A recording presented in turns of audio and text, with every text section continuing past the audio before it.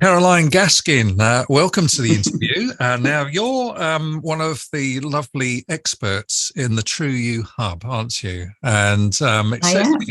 it says here that you're the holistic health and lifestyle expert. I can be on a good day. Okay, that's good. It also says that you're a master of all things hormonal. And you're Yes. a homeopath, a flower essence prescriber, and a Mhm. natural health and holistic health and lifestyle expert.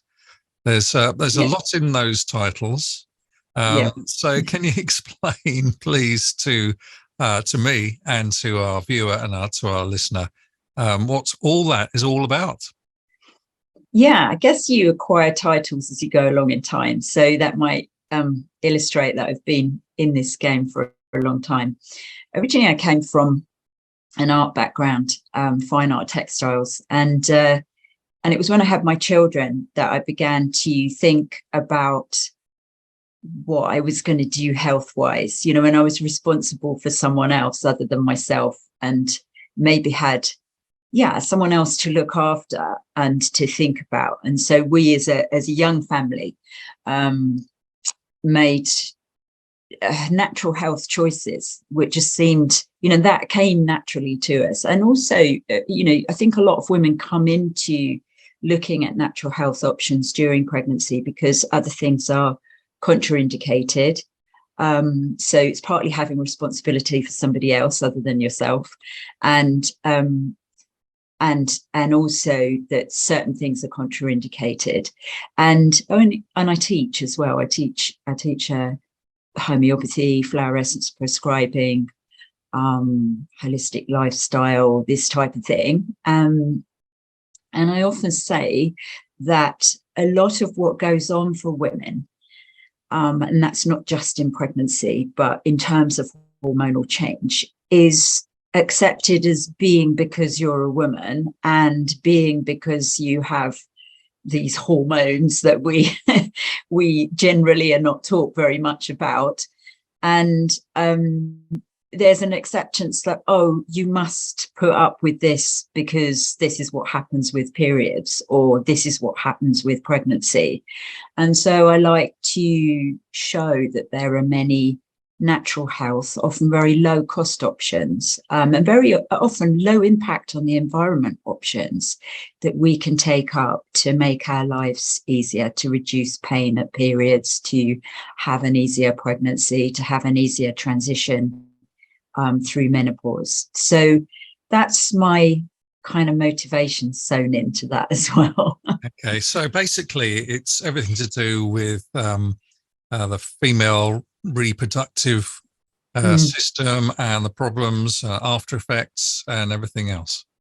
Yeah, exactly. And I think also to say, one thing to say about natural health options is that a lot of them, especially things like homeopathy and flower essences, and a lot of the supplemental or superfood advice can be used alongside mainstream options. So if you've chosen to do something like HRT for menopause, then it may be that it doesn't fix everything for you. So it would be common for me to see women in my practice who are on some form of HRT but are still suffering from anxiety or still suffering from sleep problems. So I'm helping them with that side of things alongside the benefits that they're experiencing through other choices they've made.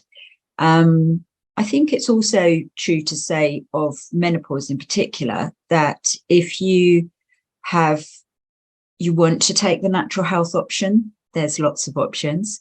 If you want a blended approach, there's lots of options. If you've tried HRT and it doesn't work for you, or you can't use HRT because it's contraindicated for a particular gene structure that you have, for instance, then there are options. And I think that is news to an awful lot of women. Absolutely. Well, it's news to me as well. How Let's break the news. Hearing that is great because it shows me there's still a lot of work to do, because there's so much press around menopause in particular at the moment that I sometimes wake up of a morning and think, well, maybe my work's done. And then I talk to somebody and think, well, no, it's not actually. Yeah, but I'm just a simple bloke, okay, and so I'm more Good. I like that. and the more I hear about women's problems, the more I'm grateful for being just a bloke. How shall I elaborate on that? I mean, I think actually one of the things that I would say about that is particularly with the menopause message, because it is so being discussed and talked about, and women are saying, oh, well, I can't open a newspaper without seeing an article about it, which is great, because there's that sense of you're not alone, is that we can also talk about this in terms of pregnancy. We can also talk about this in terms of teen health. So I think as women are vocally transitioning through menopause, they are acknowledging that maybe their teenagers could do with some support.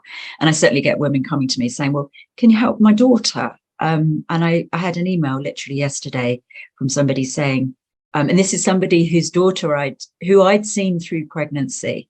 So a woman I'd seen through pregnancy, her daughter's now going through teens. She's got acne, she's got skin problems. Could I help? And that is beautiful to be part of someone's natural health journey for all those years. But it is also an awakening that teenagers need support too. And that, understanding our menstrual cycles, understanding what is emerging for young guys as well, in their bodies, is something that we're just not taught in schools. So we do need a broader education around hormonal health, around hormonal change. And I think, there's definitely work to do. Yeah, absolutely. Well, I think men also need to understand what's happening to their partner or their wife, so that they, so it doesn't cause any problems with their relationship as well. That's quite important, isn't it? Yeah, definitely. And that is being spoken about much more. And I think it is wonderful when I hear men saying, I want to learn more, so that might be male practitioners if I'm teaching. And then obviously, male friends, colleagues, etc., saying, wow, I had no idea that those things that are going on for my partner could be related to perimenopause or that premenopausal period. And I think we can take that message into other times of hormonal change. And so not just men being aware, but also children, teens saying, hey, mum, are you okay? Is this something that's to do with change? And I think when we women are going through transition, whatever time of life it is, and our moods can go off during pregnancy as well, is that it can be quite something to recognize that in yourself.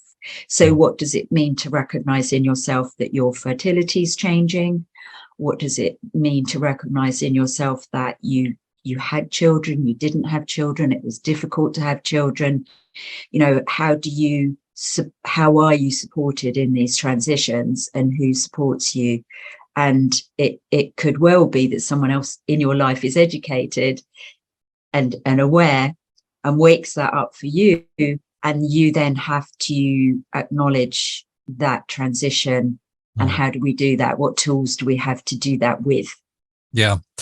Do you think it's a matter of people being more open about all this these days? Because, I'm the eldest of 5 children. And my mother, bless her, obviously was very busy trying to bring us up and everything else. But in those days, the women's health issues, if that's the right word, it probably isn't. No, it's a good word. It's great.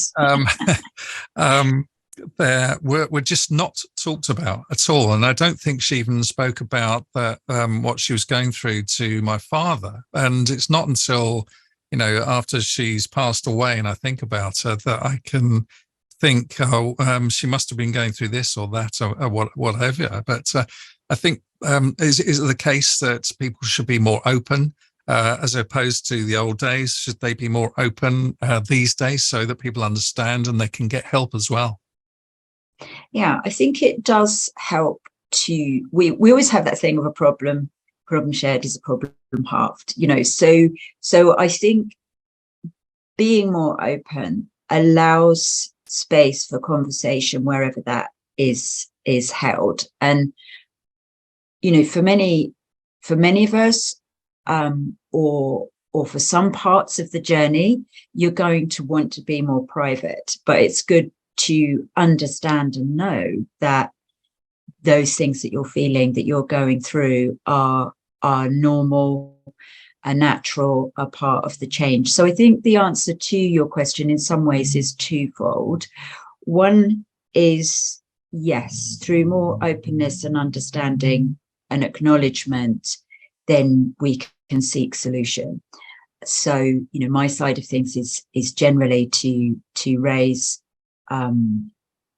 suggestions, tips, ideas, support from a natural health perspective. So that's my bag, my corner, if you like. I do, as part of that conversation, recognize that there is a timeline for our health, and that through the 20th century and into the 21st century, we have a lot more environmental factors around us, which mean that hormonal change is more of an issue than it used to be. So if we take our conversation about menopause to tribes that are nomadic, that don't experience all the 20th and 21st century environmental factors that we have, then they almost laugh. They're like, what do you mean? You know, they don't have a concept of menopause in the way that we do. So that tells us a lot about, there is something about the way we live our lives which affects our hormones massively, and what can we do about that? And I see lots of solution. And another thing to just add in now, I suppose a third dimension, which is fascinating, is when we're talking about menopause, what is it all about? You know, so in terms of True You Hub, I'm going to be answering questions about hormonal health and menopause. Menopause tends to be a hot topic at the moment, and it depends obviously on the age demographic of women in the hub, because if we've got a lot of women in 20s and 30s, then we're just going to be talking primarily about balancing our hormones. How can we help with periods? Perhaps how can we help deal with issues around fertility or infertility? There's lots of support there too. But when it comes to menopause, another interesting factor is that we and whales and one or two fishes, and I believe a certain insect, have menopause. That all other creatures on the planet are fertile until they die. So what is the function of menopause? What is the function of a woman not being fertile for some 30 years, maybe 40 years beyond menopause? And when we look at what whales do in that time, is the matriarchal whales, post-menopause whales, teach particularly the younger males. This brings it back to that, how are men relating to change in women? They teach the younger males in the pod where the best feeding grounds are, where the best safe places to spawn are, etc., etc. So what is the value to our society of the post-menopausal women? You know, and we know that there's lots of political factors, you know, how is the older woman represented in our society, particularly when it comes to fields like media. So there's lots, I believe there's lots of rich topic there about hormonal change in women that is beyond the physical symptoms and moves us into societal issues, generational issues and cultural issues, which is fascinating.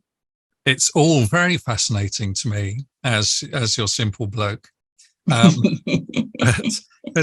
you know, I didn't realize there was so much involved. It's quite amazing. And basically what the advice that you're giving, it sounds like it's for all women, whatever situation they're in. Yeah, it's true. And often I'm saying similar things. So I often talk about the holy trinity of supplements or foods that you want to include in your diet, and those would be pretty universal. Even if you were a teenager, it's like, okay, where are your fats, where are your minerals, and what is the quality of your gut health like? And to be honest, if I was talking to men about sexual health, men about their fertile health, I would probably be talking about similar things. I might be talking about a different ratio of those minerals that we need, because there's a different function that's required, but we still, for instance, both sexes, men and women, need zinc and need selenium in order to be fertile, in order to have good immune health as well. So there's why do we need those three things, fats, minerals, or why do we need to pay attention to those three things, fats, minerals, and our gut health? And that comes back to the environmental factors. You know, they affect us all. I sometimes say that women are like the canaries, you know, that we are the ones who are most sensitive, and therefore we are most sensitive to those environmental factors, and they are affecting us first. And we can say, look, this is going on, and we can turn back to the group, the village, the herd, and say, guys, we need to do something about this. Absolutely. Do you think then that most women's problems are caused by what they eat and the environment that they find themselves in and the way they live? Is that what's causing the problem? Yeah, I think when we go back to, that analogy, that I used with tribeswomen, particularly nomadic tribeswomen, not really experiencing menopause, we're looking at what is it that they are doing or not doing, what is it that we're doing or not doing? And it's not just food though. I think for quite some time we've been looking at ourselves and saying, what is it that I'm, we do say you are what you eat, and that is true, but we're also what we consume in terms of what we read, what we watch, what we experience in life. It's not just the food that we eat. I think when we say something like we are what we eat, but I think also things like our lifestyle in terms of movement, so much of the time we're sedentary, we're forward facing, we're not who's got our back, when we're in Zoom, when we're forward facing on the computer, who is looking, who's got our back, who's our predator, if you like, all these things, if we're not using. So one of the things that I came into in menopause myself, because I'm kind of 8 years the other side of menopause, I think it's 8 years, about 8 years, is one of the things that I came into myself was, for a long, long time, I'd used yoga and as a touchstone for stress since I had my kids. So yoga every week, a couple of times a week was where I would decompress, was my space. And then when I got to menopause, it didn't really work for me anymore. And I was really shocked, and I would go into class and come out as stressed as I'd even more stressed sometimes than I'd gone in. And I was like, what is going on?